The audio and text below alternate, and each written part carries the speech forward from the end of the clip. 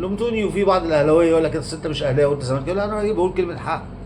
انا بحب الاهلي اكتر من اي حد، بحب الاهلي اكتر من الخطيب واكتر من سيد عبد الحفيظ واكتر من العصابه اللي انتوا جبتوها. امام عاشور خليتوه ركب الاهلي، بن شرقي زي ما يكون صاحب الاهلي، زيزو زي ما يكون ليه نص الاهلي. لعيبه ما تسواش ثلاث تعريفه خليتوها نجوم اعلانات وفلوس وبتاع، ومش عاجبهم وبتتعوج علينا، ولا روح ولا اداء ولا اي حاجه. لعيبه مش فاضيه. النجوميه والسهر والدلع والفرفشه والعز والغنى، وعايزين اكتر كمان.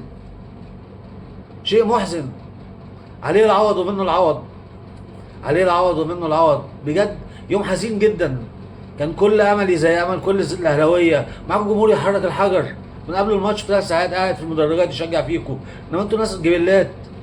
بس ارجع واقول ان الغلطه الكبيره تركيبه السكواد اللي اتعمل كيدي واتعمل بس الكم وليس الكيف. اللي عمل مجلس الاداره جريمه، جريمه.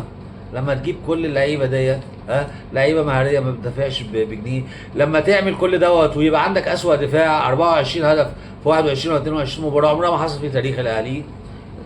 ده حدث ولا حرج يعني. ياسين مرعي وياسر ابراهيم اي نادي في الدوري افضل منهم 100 مره، اي دفاع في الدوري العام احسن منهم 100 مره.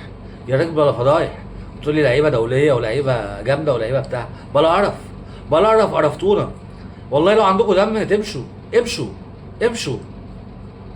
ربنا يصبرنا بجد.